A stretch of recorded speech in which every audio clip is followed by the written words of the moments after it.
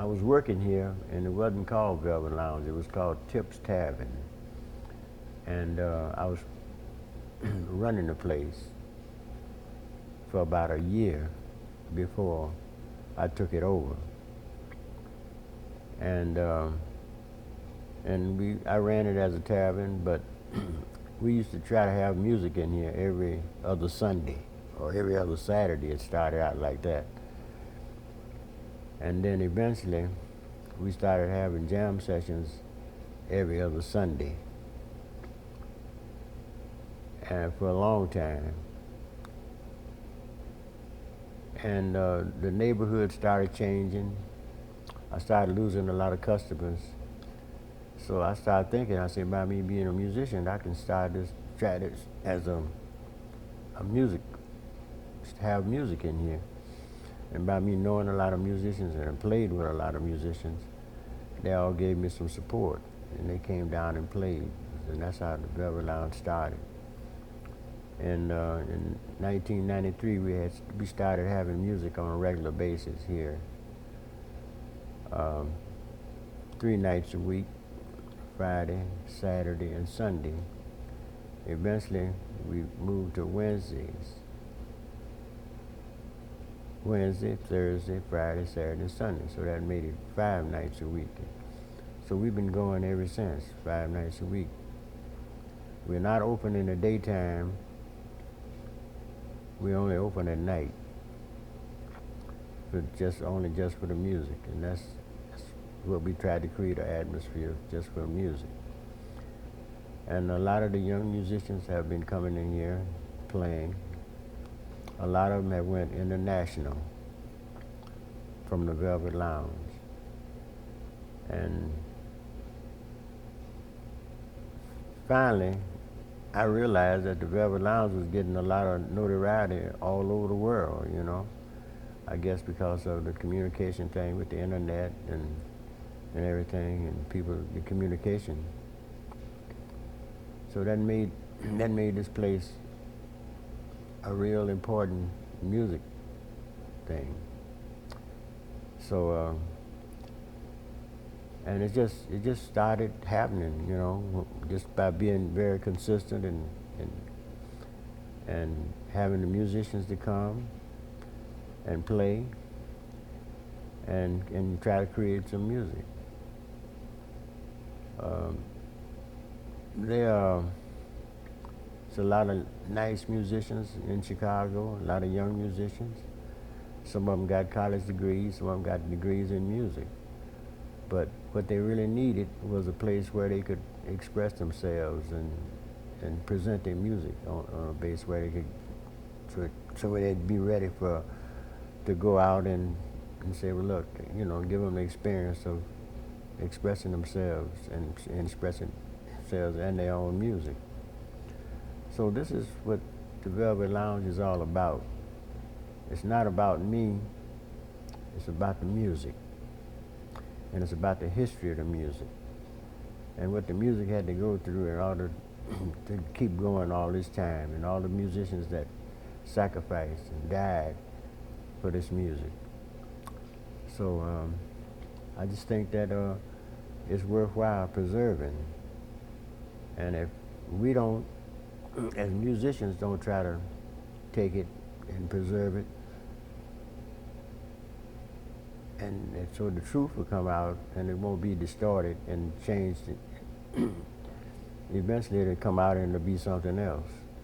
So it's up to the musicians to keep this music alive. What do you think about the musicians being able to keep it alive? Well, we got some that's... My question was, well, first of all, let me back up. The style of music, is there any other place in Chicago where you can go and hear this style of free music other than the Velvet Lounge, or the way it's done at the Velvet Lounge? You probably can go and hear it, but it won't be the same, you know? Because we try to, what I stress here is to the young musicians, I play all of the old masters, you know, the people that I thought that spearheaded in this music, like from Louis Armstrong to Dizzy Gillespie, Charlie Parker, Lester Young, and all these people, because they're the ones that really, to me, that really believed in this music, and they had a sort of like a little community, you know, and they all would get together and support each other. And that's what I try to get the youngsters to do, to support each other and sort of like build up a little community, and all of them be on the same base. And this is the way I see it, you know.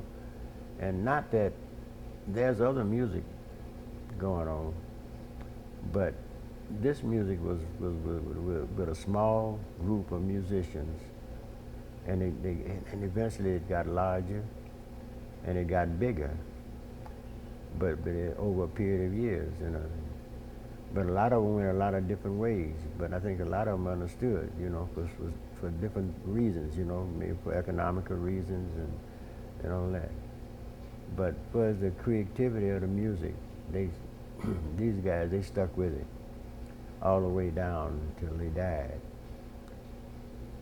And they was going around encouraging the young musicians, you know, to play, not to let it die. And because when it comes back, I've seen things come back, and it's not the same anymore. You know, even for instance, the blues. You know, I mean, I hear some people playing the blues, and they, you know, I mean, it's not the same. You know, or they attempting to play the blues. I think you got to live it. You have to live. It's your experiences in life of what these guys have went through, and this is what they were playing. They was playing about their life. Now, let's see. There you go. Okay, you've been at this location for how many years? I've been here ever since 1982. Yeah, 1982. So what is this? 05? That's 23 years, right? Okay, and you're getting ready to move this to another location. Yeah, I'm trying to get it to another location, you know, because I just feel like I'm not finished yet, you know. I still think I got a long way to go in kind of get some of these young musicians to realize what they have. They got a legacy, and they got to keep it going, you know. And they have to believe in it, you know, and do a lot of research, you know, and don't just be swayed about the latest thing that's coming along, the latest fad, you know, and keep that tradition going with this music, you know, and play about their everyday life and about how they feel, because some of them are having some pretty rough times now, you know, just like the musicians years ago. And I'm trying to get them to realize that. I say, if you love this music, keep on playing it. Don't give it up, you know, because you got a lot behind it, you know. It's a lot of history behind this music. And it's a lot of suffering, and it's a lot of people have endured a whole lot in order to play this music, you know. And they have sacrificed a lot, you know. Some of them sacrificed with their life, you know. And to do this in America, and this is the only place it could have happened, was right here in America. And it's kind of funny, because when you go to Europe, it really surprises. They don't seem to understand how do we do it, you know, because everything around us is different, you know, but we are able to sustain our culture and you know, the roots of what we went through in order to get to America. And I think all of this is being explained in this music, and the music really speaks for us, you know, our hard times, our good times, our lives, you know, our lifestyle, how we had to survive in America, how we had to do all of these things, you know what I mean, in order just to play this music and just pretty much to survive, you know, and how we were treated.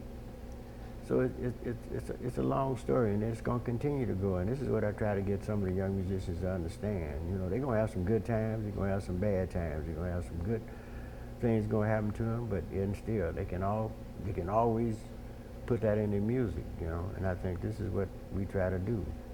Well, at least is what I try to do.